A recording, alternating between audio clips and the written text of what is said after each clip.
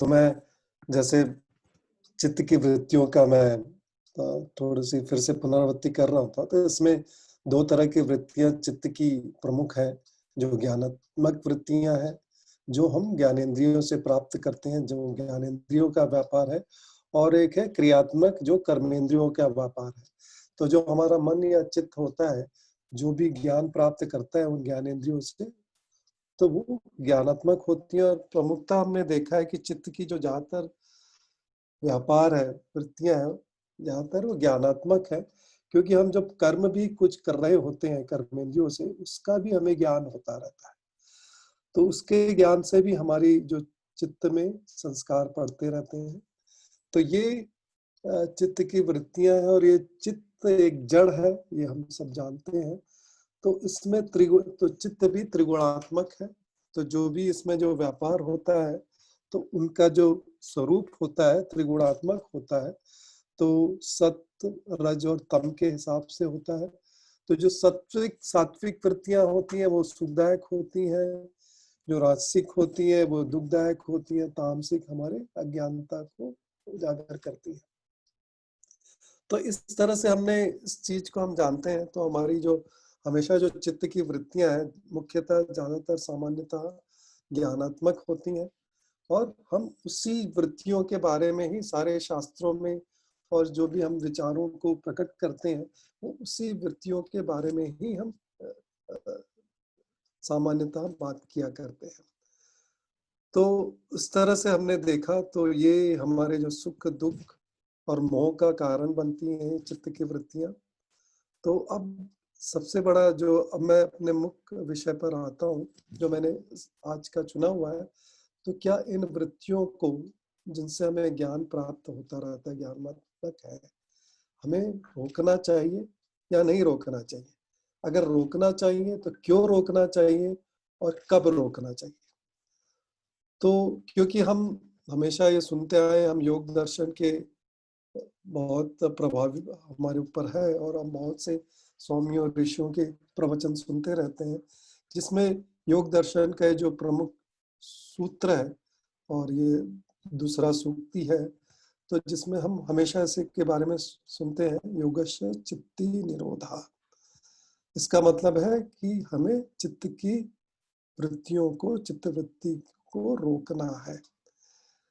तो यहाँ पे मैं जो योग का जो प्रयोजन है, योग दर्शन का प्रयोजन है, और जो हमारा दिनचर्या का प्रयोजन, उसको मैं थोड़ा सा स्पष्ट करना चाहूंगा कि योग शास्त्र जो लिखा गया है, वो उसका प्रयोजन है मोक्ष, और मोक्ष प्राप्त करने के लिए हमें समाधि को प्राप्त करना है।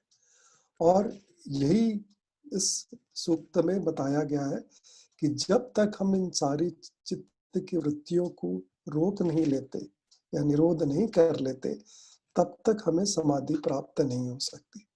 तो ये प्रयोजन है कि हमें चित्त की वृत्तियों को रोककर हम समाधि प्राप्त कर सकते हैं, मोक्ष को प्राप्त कर सकते हैं।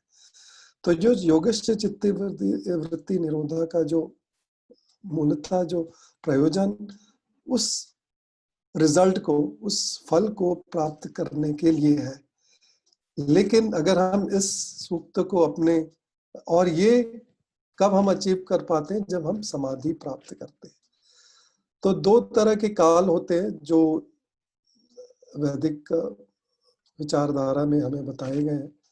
तो एक तो व्यवहार काल होता है, जो जो कि हम उसको व्युत्थान अवस्था भी कहते हैं, और दूसरी अवस्था समाधि अवस्था होती है।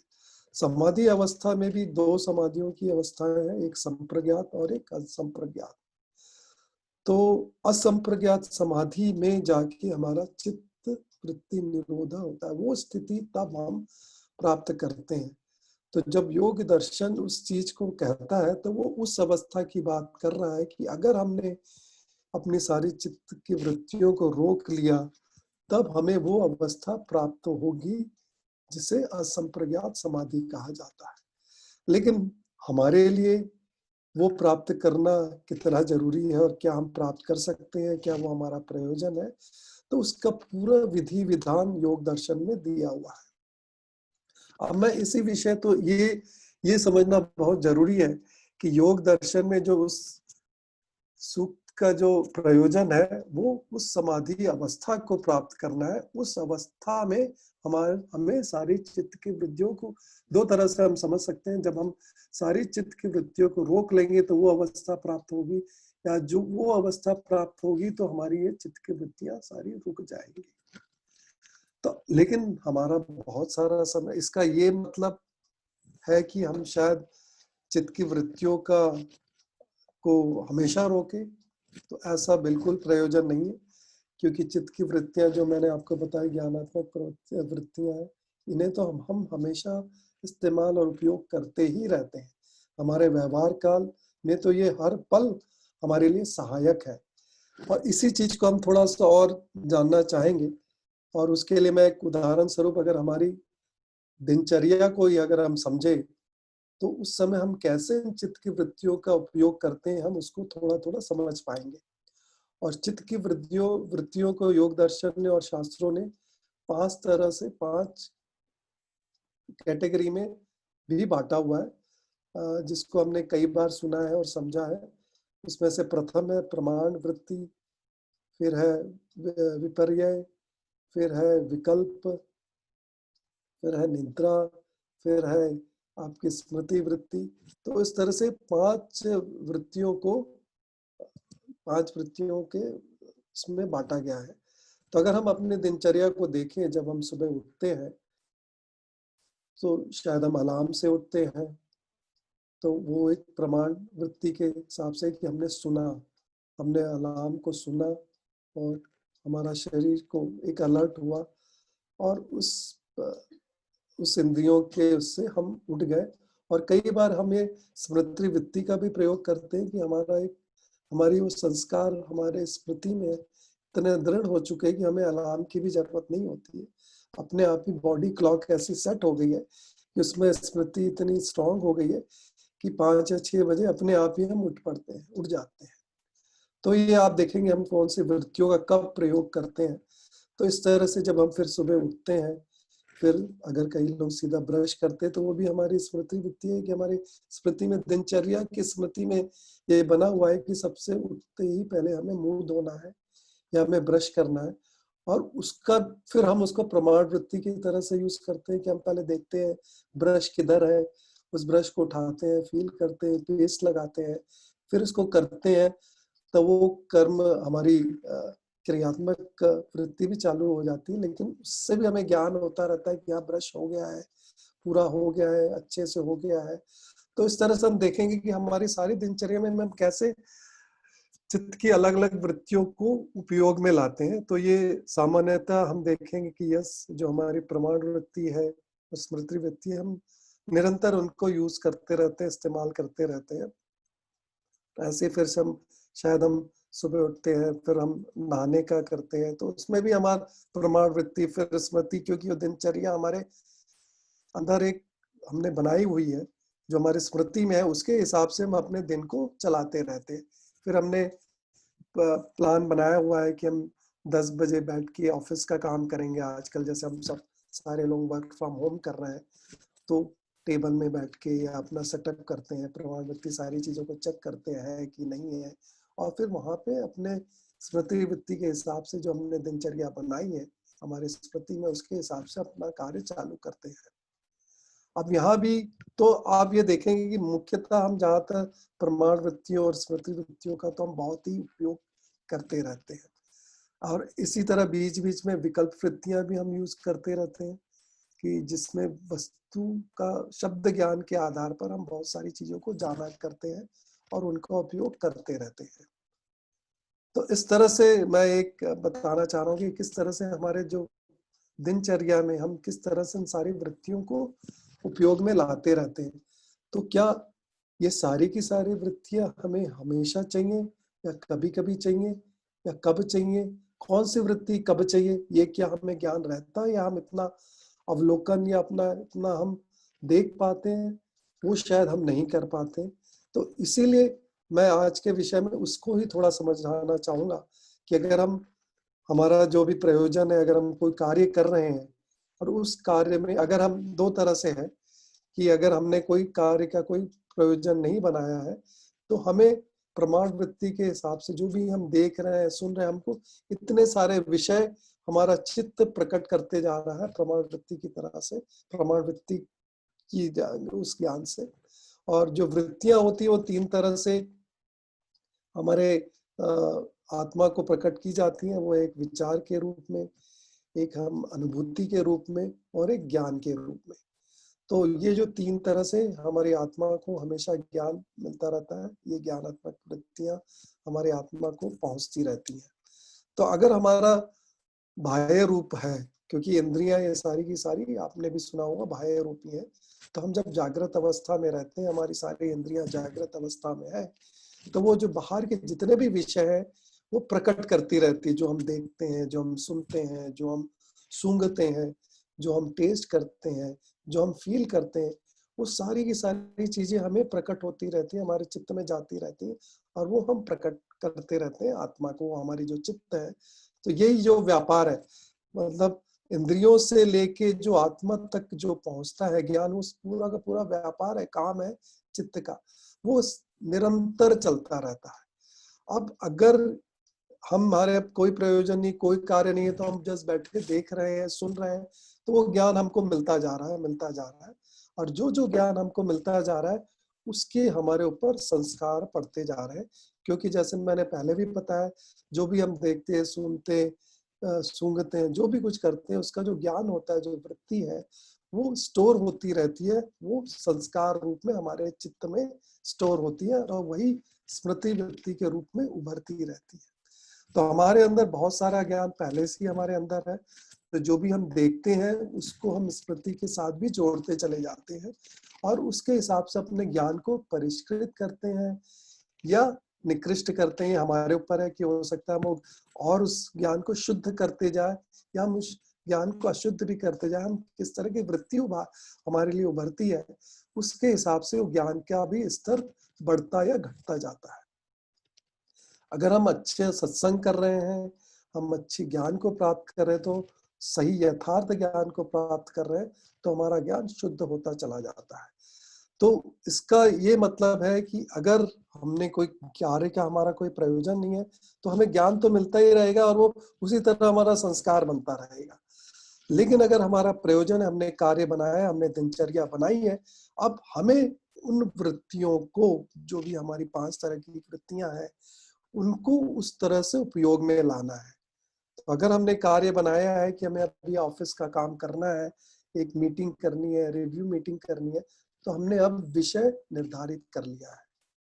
अब जो वो वृत्तियां हैं, चाहे वो प्रमाण वृत्तियों को हम उपयोग में ला रहे हैं, चाहे स्मृति वृत्तियों को, चाहे विकल्प को हम उपयोग में ला रहे हैं, हमें अब वो देखना है कि वो जो सारी वृत्तियां हैं उस विषय के अनुसार हो, तभी हम कार्य में सफल हो पाएंगे।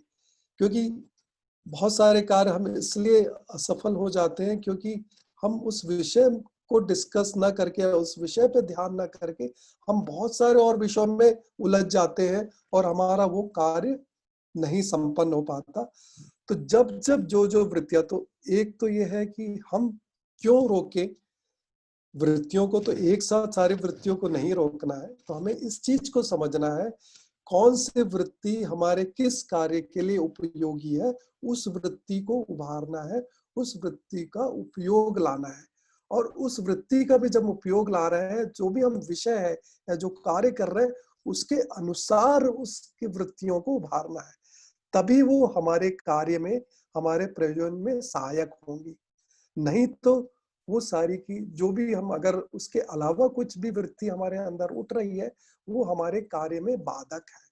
और इसीलिए वृत्तियों को रोका जाना चाहिए जब वो बाधक बन जाती है हमारे कार्य में। जब वो बाधक बन जाती हैं, तो इसलिए योग दर्शन में वृत्तियों को रोकने का प्रावधान क्यों कहा गया है, क्योंकि हमारी जो उसका प्रयोजन है योग दर्शन का, समाधि को प्राप्त करने के लिए चित्त वृत्तियां जब जब बाधक बन जाती हैं, उनको रोकते रोकते रोकते, और एक साथ रोकने का विधि नहीं है, एक एक करके उसको रोकते रोकते हमें अंततः समाधि स्थिति में सब वृत्तियों को रोकना होता है।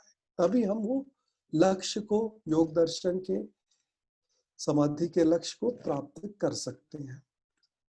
तो वही स्थिति को अगर हम देखें हमारे दिनचर्या में भी यही होता है कि हमें हर वृत्ति का हमेशा उपयोग नहीं करना, हमें कौन सी वृत्ति का उपयोग करना है हमारे कार्य के अनुसार, हमारे विषय के अनुसार, उसे हमें जानना होता है और उसके अनुसार बाकी वृत्तियों को चित्त की हमें रोकना होता है। तभी हमारा कार्य सफल हो पाता है, तभी हम समय पे काम कर पाते हैं।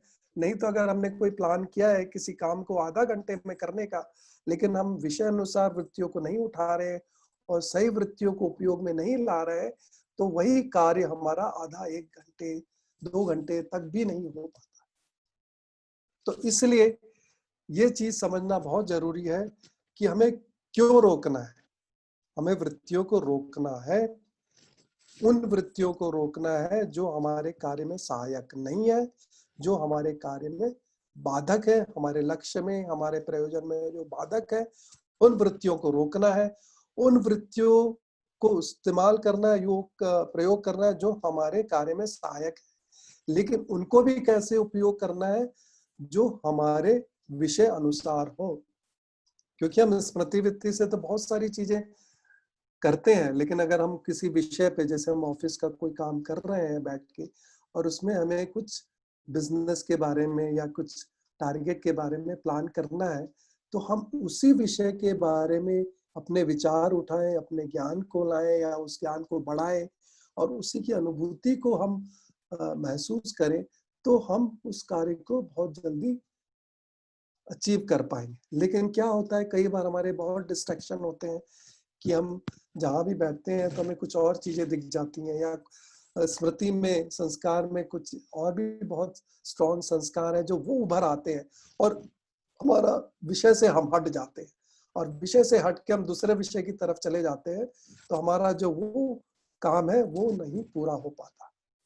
तो इसलिए वृत्तियों को रोकना चाहिए, लेकिन किन वृत्तियों को रोकना चाहिए ये हमें जानना बहुत जरूरी है। वो हमारे कार्य अनुसार है, हमारे दिनचर्या अनुसार है, हमारे लक्ष्य के अनुसार है। तो ये इस चीज को हमें समझना होगा कि कौन सी वृत्तियों को कब हमें उभारना है, कौन सी वृत्तियों को कब हमें रोकना है। क्योंकि और उसमें बहुत सारा हमारा जो कार्य स्मृति वृत्तियों से होता है, तो उस किस तरह के हमारे अंदर स्मृति है और किस तरह की वृत्तियों से हम उस स्मृति को बनाते हैं, वो भी बहुत हमारे लिए मायने रखता है। अब जैसे अभी हमें जो भी ज्ञान हो रहा है, आप में से बहुत सारे लोग होंगे, क्योंकि आपके वीडियो भी नहीं ऑन है कई लोगों के, अगर आप कहीं भी बैठे होंगे, आप शायद इस प्रवचन को सुनते हुए कुछ और कार्य भी कर रहे होंगे। अब जब आप और कार्य भी कर रहे हैं, तो वही वृत्ति, वही ज्ञान आपके अंदर संस्कार रूप में स्थापित होता जा रहा है। और जब आप इस तरह से काम बार बार करेंगे, तो वो संस्कार दृढ़ होते चले जाएंगे और आपको एक काम करने में, मतलब उसकी समझ भी कम होती होगी और उस कार्य को करने में आपको ज्यादा समय भी लगेगा। तो ये हमें ही समझना है और उसको हमें ही प्रयोजन को पता करना है कि हम किस तरह से उस चीज का इस्तेमाल करें। तो एक है फिर विपर्य वृत्ति, तो ये वृत्ति हमको सबसे ज्यादा रोकनी है। लेकिन विपर्य वृत्ति भी अगर हम देखेंगे तो ये भी हमेशा हमारे साथ चलती रहती है। तो सबसे ज्यादा कैसे चलती है, तो एक तो हमें इससे यथार्थ ज्ञान नहीं होता और हमें भी पता है कि हम जो व्यवहार काल में, अदर देन समाधि काल में, हमारा जो अविद्या का, व्यवहार काल में बहुत सारी अविद्याएं रहती हैं और उसका जो कारण है ये विपर्य वृत्ति ही है। इसमें से अगर हम इसको भी थोड़ा और गहन में जाए तो देखेंगे कि विपर्य वृत्ति किस तरह से उत्पन्न होती है। तो उसमें भी प्रमाण, ये भी विपर्य भी हमारे प्रमाण के द्वारा ही होती है, लेकिन इसका कुछ चीजें उसमें गलत हो जाती हैं। जैसे हमें ज्ञान तो होता है, लेकिन कई बार इंद्रियों का दोष होने से या परिस्थिति में कुछ गड़बड़ होने से हमें उन प्रमाण वृत्तियों से गलत ज्ञान हो जाता है, उन प्रमाणों से हमें गलत ज्ञान हो जाता है, वो विपर्य बन जाता है। अदरवाइज होता तो वो भी प्रमाणों की तरह ही है, उसी तरह ही हमें ज्ञान होता है, लेकिन वो गलत इसलिए हो जाता है कि जैसे अंधकार में हमने किसी चीज को छुआ तो वो उसका हमें यथार्थ ज्ञान नहीं हो के गलत ज्ञान हो जाता है। ओके, इसी तरह आगम प्रमाण से हम बहुत सारी चीजों को जिस तरह से हम अध्ययन करते हैं, हमने अगर किसी अगर हमने आप्त पुरुष के प्रवचनों को न सुन के अनाप्त पुरुषों के प्रवचनों को सुन लिया और उनको मान लिया, तो हमें बहुत सारा विपर्य ज्ञान हमारे कर्म, हमारे कार्य के प्रति, हमारे विषय के प्रति भी होता रहता है, और उसके अनुसार ही हमारा कर्म भी गलत होते चले जाते हैं। तो ये बहुत जरूरी है कि हम इन सारे वृत्तियों को पहले तो जाने। जब भी हम दिनचर्या कर रहे हैं, अपना कार्य कर रहे हैं, कौन सी वृत्ति हम उपयोग में ला रहे हैं, वो हमारे लिए सहायक है या बाधक है, उसको जाने। और वो काम हमें निरंतर करना पड़ेगा, हर क्षण हमें करना पड़ेगा कि कहीं मैं ये गलत तो नहीं कर रहा, या ये विपर्य ज्ञान तो नहीं है। तो विपर्य ज्ञान को कैसे हम हटा सकते हैं? तो उसके लिए है कि हम उसको प्रमाणों से साबित करें कि ये सही है कि गलत है। लेकिन हम कई बार आलस के कारण वो नहीं करते हैं, और क्या होता है कि अनाप्त पुरुषों के भी कई प्रवचन, कई शब्द, कई ज्ञान हम उनको अपने आप ही, और कई परंपराओं से चला रहता है और कई हमारे संस्कारों में भी रहता है, उनको हम मान के ही काम करते रहते हैं, और उससे हमारा जो काम है वो असफल होता रहता है, और हमें जो हम लक्ष्य और जो हम पाना चाहते हैं सफलता, वो हमें प्राप्त नहीं होती है। तो ये बहुत जरूरी है कि कैसे हम जो भी अपने दैनिक कार्यों को कर रहे हैं, या जो भी हमारे लक्ष्य को प्राप्त करने के लिए कर रहे हैं, उसमें सबसे पहले होता है हम सही ज्ञान को प्राप्त करें, प्रमाणों से उन ज्ञान को पहले प्राप्त करें, तभी उस कार्य को आरंभ करें। क्योंकि अगर हमने विपर्य ज्ञान प्राप्त कर लिया है, उल्टा ज्ञान प्राप्त कर लिया, और उसके अनुसार अगर हम कोई कार्य करते हैं, तो डेफिनेटली हमारा कार्य, हमारा लक्ष्य हमें प्राप्त नहीं होगा। तो अगर हम देखेंगे तो विपर्य का तो हमारे साथ हमेशा ही चलता रहता है कि हम अभी तक ये मान के नहीं चलते हैं कि ईश्वर सब तरफ है, और उसको ही ना समझते हुए बहुत से गलत कार्य करते हैं।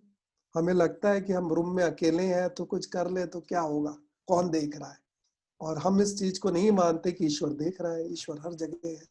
तो ये विपर्य ज्ञान तो हमेशा ही बना रहता है हमारे साथ, और इस ज्ञान को जब तक हम नहीं हटाएंगे, तब तक हम धार्मिक कार्यों की तरफ प्रवृत्त नहीं होंगे।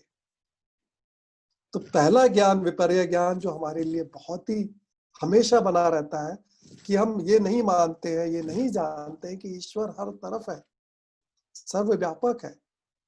अगर हम उस ज्ञान को ही सही समझ लें, तो शायद हम बहुत सारे गलत काम करना अपने आप ही बंद कर देंगे, और हमें यथार्थ ज्ञान का अवलोकन हो जाएगा। तो ये बहुत बड़ा विपर्य ज्ञान हमारे साथ हमेशा चलता है।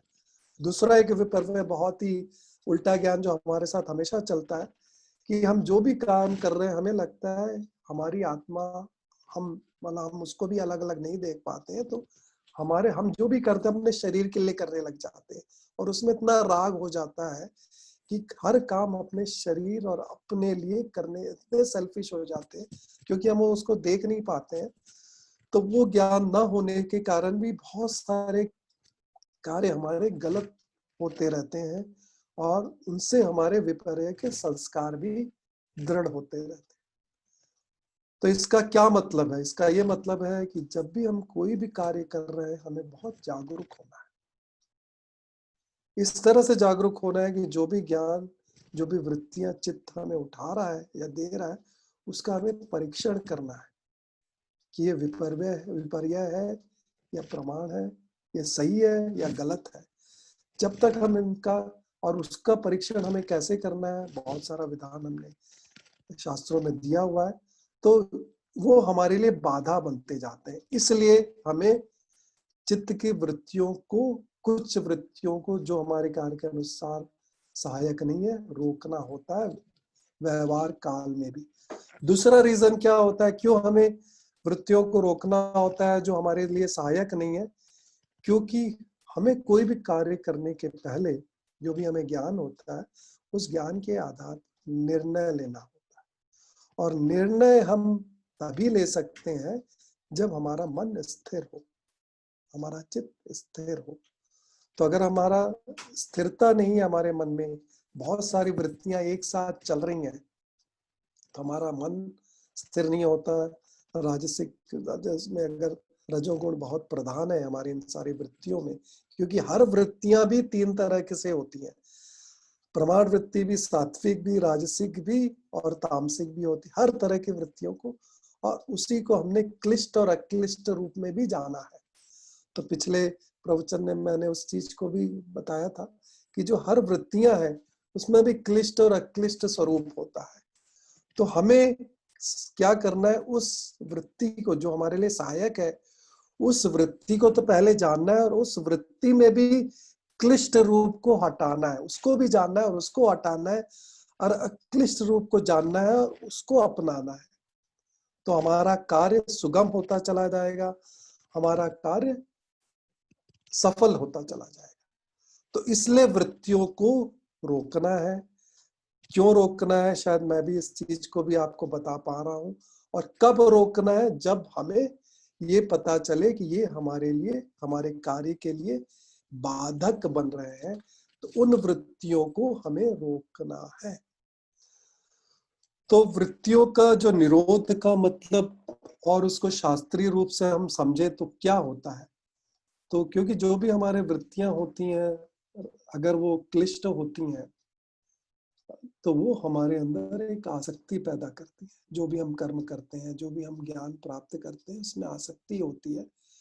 तो वो आसक्ति से क्या होता है, हमारे जो कर्म है वही कर्म बार बार वो राग के कारण हमारा जो चित्त है उन संस्कारों के कारण उनको उभारता है, और फिर से हम उन्हीं कर्म को करने के लिए प्रवृत्त होते हैं। और उससे क्या होता है, हमारा कर्माशय बनता है। हमारा जो कर्माशय बनता है तो फिर से हम सुख दुख और पाप पुण्य के कर्म में फंसते ही चले जाते हैं। तो इसलिए हमें किन वृत्तियों को क्लिष्ट और अक्लिष्ट को समझना, उस तरह से अक्लिष्ट वृत्तियों को अपनाना और उनके अनुसार काम को, कर्म को करना, ताकि हमारे कर्माशय ना बने। हमारा कर्माशय, पहला पहला स्टेप तो ये है कि कम से कम पुण्य का कर्माशय बने, पाप का ना बने। तो पहली ये सारी चीजें क्रमशः होती हैं, और हमारे शास्त्रों में हर चीज का विधान क्रमशः ही दिया गया है। तो सबसे पहले तो यही है कि हम अपने धार्मिक विचारों को रोकें, ज्ञान को रोकें। अगर हम अधर्म वाले ज्ञान को रोकेंगे तो हम अधर्म कर्म नहीं करेंगे। हम अधर्म कर्म नहीं करेंगे तो हमारा पाप का कर्माशय नहीं बनेगा। हमारा धर्म के अनुसार हम कर्म, धर्म को जाने, धर्म के अनुसार कर्म को करें, तो हमारा पुण्य का कर्माशय बनेगा, जो हमारे लिए सहायक होगा। हमारे जो मोक्ष की, जो हमारे जीवन का अंतिम लक्ष्य है, उसमें वो सहायक होगा। बट वो चीजें क्रमशः ही होती हैं। धीरे धीरे हम उन पुण्य के जो सकाम और निष्काम कर्म का भी है, उसको भी हमें हटाना होता है। तो वो भी चीजें योग दर्शन में अगर हम देखेंगे तो जो चीज वृत्तियां, ऐसा नहीं है कि ये वृत्तियां हमारे लिए सहायक नहीं है, लेकिन जो सहायक है, किस समय सहायक है, हमें उस चीज को जाना है। अगर ये चित्त और चित्त की वृत्तियां हमारे लिए सहायक नहीं होती तो ईश्वर हमें चित्त देता ही नहीं। ईश्वर ने हमें चित्त दिया है, इसका मतलब यह है कि पहले तो हमें ज्ञान प्राप्त करना है, और शुद्ध ज्ञान और विशुद्ध ज्ञान को जानना है, और फिर उन्हीं चित्त के, उसी चित्त के द्वारा हमको विशुद्ध ज्ञान, जो ज्ञान है, शुद्ध ज्ञान को बढ़ाना है, और जो दूसरा ज्ञान है, हम उसको विपर्य उल्टा ज्ञान है, उसको खत्म करना है। और वो क्रमशः हम जैसे जैसे करते जाएंगे, हमारी वृत्तियां अक्लिष्ट होती जाएंगी, हमारी सारी चित्त की वृत्तियां अक्लिष्ट होती जाएंगी। लेकिन एक, जब हम वो ध्यान की जो क्रमशः सारे 8 स्टेप अष्टांग योग कहा गया विधि के अनुसार अगर हम चले, तो अगर हम देखेंगे तो सारी वृत्तियां धीरे धीरे कम करते हुए जब हम ध्यान की स्थिति में पहुंचते हैं, तो स्मृति वृत्ति का हमारा सबसे ज्यादा उपयोग होता है। स्मृति वृत्ति में भी अक्लिष्ट वृत्ति, उसको हम ईश्वर का ध्यान एक विषय पे, अभी भी हमारी वृत्तियां नहीं खत्म हुई जब हम ध्यान की स्थिति में है, लेकिन एक ही वृत्ति चालू है, वो है स्मृति, और उसमें भी अक्लिष्ट स्मृति वृत्ति, और एक ही विषय, वो है ईश्वर। तो इसका मतलब जो बाकी जो पांचों चारों वृत्तियां हैं वो हम उसको हटाते चले हैं विधि अनुसार। और जब ध्यान की अवस्था, जब ध्यान वाले स्टेप में हम जब पहुंचे हैं, हमने बाकी सारे वृत्तियों को रोक दिया है, सिर्फ स्मृति वृत्ति को भी, अक्लिष्ट स्मृति वृत्ति को, और उसमें भी सिर्फ ईश्वर के विषय वाली वृत्ति को रखा है। और जब हम उस ध्यान में, उस अवस्था में संप्रज्ञात समाधि को प्राप्त करते हैं, जब जिसे हम विवेक ख्याति कहते हैं, जिसमें हम हर अपनी आत्मा को जान पाते हैं, प्रत्यक्ष कर पाते हैं, हम उसका अनुभव कर पाते हैं अलग से, तब जाके हमें असंप्रज्ञात समाधि की तरफ हम बढ़ते हैं। तो यहाँ तक तो चित्त चल रहा है, चित्त का हम पूरा उपयोग ले रहे हैं, और उस चित्त के उपयोग और चित्त के वृत्तियों के उपयोग से ही हम इस स्थिति में पहुंचे हैं। तो ये बिल्कुल भी ना समझे कि हमें चित्त की जरूरत नहीं है या चित्त की वृत्तियों की जरूरत नहीं, हमें बहुत जरूरत है। इन चित्त की वृत्तियों के द्वारा ही हम इस स्थिति तक पहुंच सकते हैं, समाधि की स्थिति तक। बट हमें यह समझना बहुत जरूरी है कि कब कब कौन से वृत्ति को रोकना है, कौन से वृत्ति को हमें अपनाना है, ताकि हमारे वो लक्ष्य में सहायक होती जाए। जब जब वो वृत्ति बाधक बनती जाती है, उन्हें हमें हटाते जाना है। और इसी तरह हम संप्रज्ञात समाधि तक पहुंचते, हम देखेंगे कि पहले तो हमने ज्ञान को प्राप्त किया, तो हमने प्रमाण वृत्ति का बहुत अच्छे से उपयोग किया, हमने बहुत स्वाध्याय किया, हमने खुद देखा, दुनिया को जाना, क्या चीज सच क्या है, सब जाना हमने। लेकिन उसको जानने के बाद जब हमें इतना ज्ञान हो गया कि हमें ईश्वर प्राप्ति करनी है, तो हमने धीरे धीरे अब उन वृत्तियों को कम करते चले गए। हमने अपना इस तरह से ज्ञान बना लिया, स्मृति वृत्ति को इतना अच्छा कर लिया कि हम अब स्मृति वृत्ति अंतर्मुखी कर लिया। हमने अपने बाह्यमुखी चित्त की जो वृत्तियां हैं, सामान्यतः बाह्यमुखी होती हैं, हम उसको अब अंतर्मुखी करते करते इस स्थिति तक पहुंच पाए। तो आप समझ होंगे कि क्यों हमें कब रोकना है, क्यों रोकना है। हम एक साथ नहीं रोकी जाती, कोई भी चित्त की वृत्तियां एक साथ नहीं रोकी जा सकती है, क्रमशः विधि के अनुसार हमें इनको रोकना है। और ये हमें हर क्षण परीक्षण करना है। ये नहीं है कि सिर्फ वो समाधि के लिए चित्त वृत्ति निरोध है। जब तक हम इस चीज को, इस ज्ञान को नहीं समझेंगे कि ये हमारे हर दिन हर क्षण के लिए ज्ञान जरूरी है, और उसको हम परीक्षण करते रहे, उस वृत्ति को पहले तो जाने, परीक्षण करें, देखिए ये सहायक है या बाधक है, और अगर ये बाधक है तो उसको निकालने का प्रयास करना पड़ेगा। कैसे करेंगे वो मैं अलग, उसके क्या उपाय है वो मैं इस आज का विषय नहीं है। लेकिन आज का विषय ये है कि क्यों करें, ताकि आप ये समझे कि यस, और आप हमेशा अपने एग्जाम्पल से ही उसको देखें। आप परीक्षण करेंगे तो हाँ, ऐसा ही होता है। मैं कोई कार्य करने बैठता हूँ, मेरे को चित्त की इतनी सारी वृत्तियां आ जाती हैं कि मैं वो काम नहीं कर पाता हूँ। इसका मतलब हमें ये देखना है, डिसाइड करना है, निर्णय लेना है, कौन सी चित्त की वृत्ति मैं अभी इस्तेमाल करूं और बाकी वृत्तियों को रोकूं।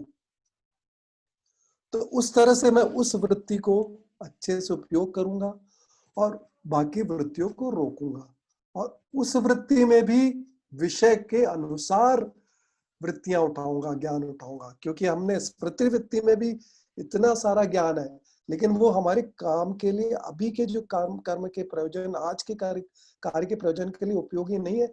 तो उन विषयों को नहीं उठाऊंगा, सिर्फ उसी विषय को उठाऊंगा और उसी विषय पे अपना ध्यान केंद्रित करूंगा, जिससे मेरा कार्य सफल हो। तो ये समझना हमारे लिए बहुत जरूरी है। तो जो चित्त की वृत्तियां तो नहीं रुकेंगी, लेकिन उन वृत्तियों, ये मतलब चित्त की वृत्तियां तो हमेशा चलेंगे, लेकिन हमें कौन सी वृत्ति कब उपयोग में लानी है और कब बाकियों को रोकना, ये हमें सीखना होगा, ये हमें जानना होगा, और ये हमें सीखना होगा और उसका प्रयोग करना होगा। और क्रमशः इस तरह से प्रयोग करते करते हम योग दर्शन की विधियों को उपयोग करते करते योग दर्शन के प्रयोजन को भी प्राप्त करेंगे, जिसका प्रयोजन है ईश्वर प्राप्ति। तो जब हम एकाग्र अवस्था में पहुंचते हैं, तो जैसे हम चित्त की 5 अवस्थाएं कही गई हैं, क्षिप्त, मूढ़ और विक्षिप्त, तो हम कहते हैं ये हमारी व्यवहार काल की है। और जो एकाग्र और निरुद्ध अवस्था है वो है योग अवस्था। लेकिन उसमें भी जो मैंने आपको कहा कि चित्त वृत्ति निरोध तो सिर्फ अंतिम अवस्था है, वह है असंप्रज्ञात समाधि की अवस्था, जिसमें आत्मा का ज्ञान हो गया, आत्मा अपने अंदर स्थित हो गया है। और ऋषि दयानंद ने उसको और स्पष्टतः कहा है कि आत्मा ईश्वर में स्थित हो गया है दोनों अलग अलग। लेकिन जब हम संप्रज्ञात समाधि में हम आत्मा का ज्ञान कर लेते हैं, लेकिन अनसंप्रज्ञात समाधि में हम आत्मा को ईश्वर में स्थित कर लेते हैं। तो वो जो स्थिति है, वहां पे अब हमें चित्त की किसी भी वृत्तियों की जरूरत ही नहीं,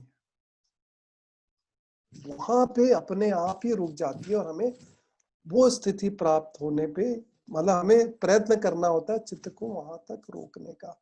जब हम असंप्रज्ञात समाधि पे आ गए, जहाँ पे हमें अपनी अवस्था में अपने आत्मा में स्थित हो गए, ईश्वर में स्थित हो गए, तो हमें चित्त की जरूरत ही नहीं पड़ेगी।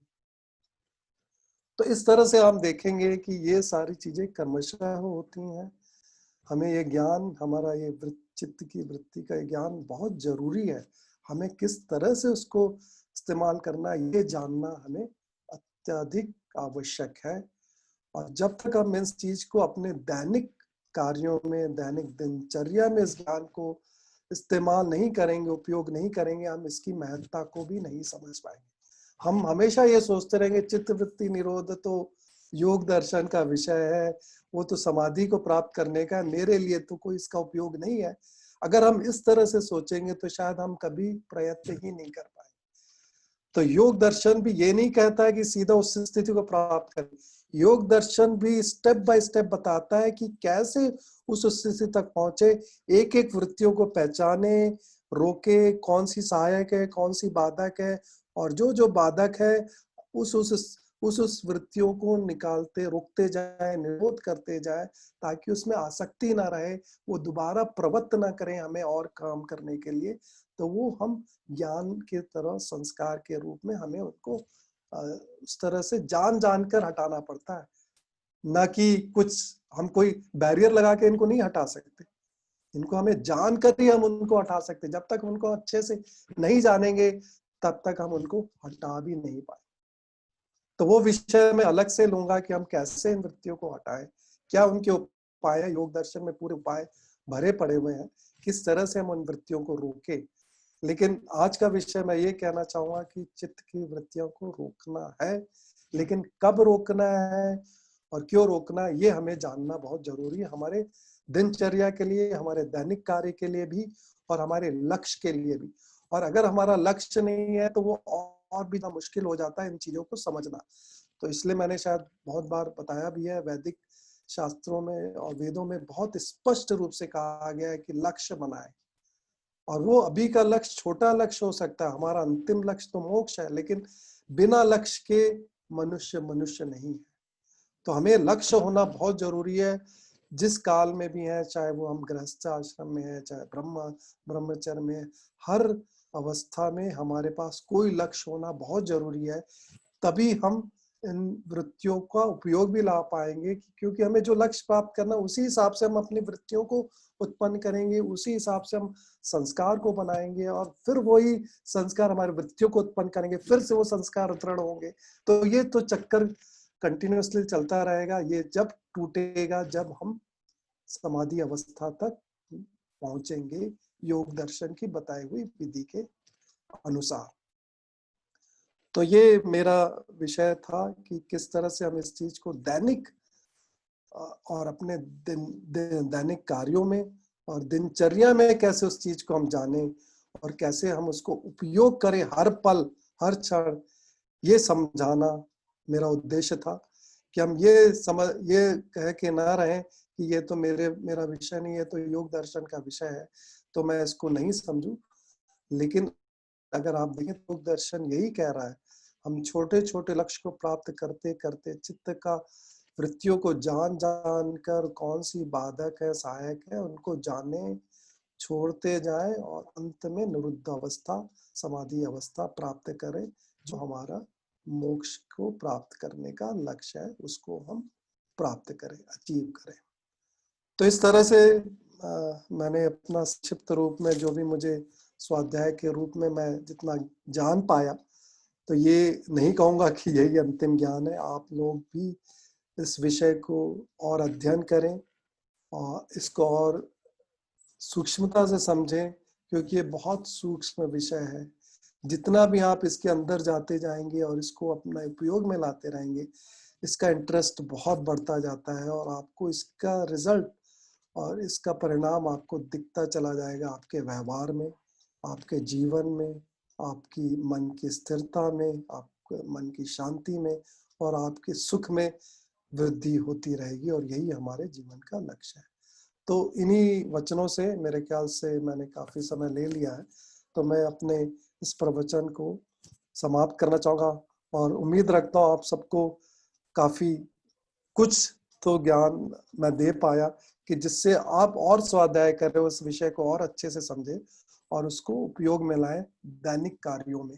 तभी हम इसको मोक्ष के अवस्था तक पहुंचा सकते हैं। अदरवाइज अगर हम दैनिक ही इसको यूज नहीं करेंगे, हर दिन नहीं यूज करेंगे, तो हम इस चीज को, इस ज्ञान को हम कभी उस लेवल तक नहीं पहुंचा पाएंगे। नमस्ते जी।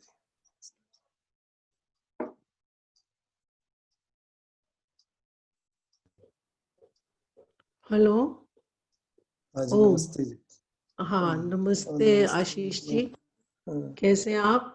बस जी, बहुत बहुत हाँ, सॉरी तो गलत हो गया।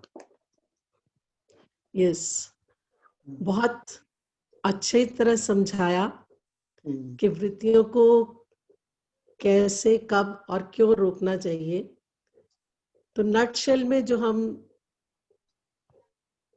करना चाहें या कर सकें, वो यही होगा कि बाधक वृत्तियों को रोककर अपने विषय अनुसार जो हम कार्य कर रहे हैं, उन्हीं वृत्तियों को प्रयोग करने की कोशिश करें, ताकि जो व्यर्थ की वृत्तियां हैं, जो बाधक वृत्तियां हैं, वो हम परेशान ना करें। और बहुत अच्छा जो उदाहरण आपने दिया और जो हम सब के लिए बहुत ही उपयोगी होगा विपर्य वृत्ति का, कि हम अगर हर पल इस अवेकनिंग, कहते तो हम हैं कि हम हर पल इसके प्रति जागरूक रहें कि परमात्मा में देख रहा है, सुन रहा है, जान रहा है, अभी हमारे साथ है। पर जब तो हम एक काम कीजिएगा, दीपक को कहिएगा इसी को अनम्यूट कर देगा। कि जो भी कुछ हम करते हैं उस समय हम भूल जाते हैं कि we are under his constant observation. अगर हम इस अवेयरनेस पर टिक कर रहें, तो बहुत सारे गलत कामों से हम बचकर अपने जो अपुण्य का कर्माशय है उससे हम बच सकते हैं और अपनी उस अक्लिष्ट वृत्तियों को बनाकर समाधि की तरफ आगे बढ़ सकते हैं। और समाधि जब लगती है, असंप्रज्ञात समाधि, तो उसमें तो फिर चित्त का काम ही नहीं रह जाता, क्योंकि चित्त में सिर्फ निरुद्ध अवस्था है। तब जितनी भी व्युत्थान की, जितनी भी सांसारिक वृत्तियां हैं, वो क्षीण होती जाती हैं। वृत्तियां तो खत्म हो जाती हैं, संस्कार जो रह जाते हैं वो क्षीण होते चले जाते हैं संसारिक, और निरुद्ध अवस्था के संस्कार जो है वो बढ़ते चले जाते हैं।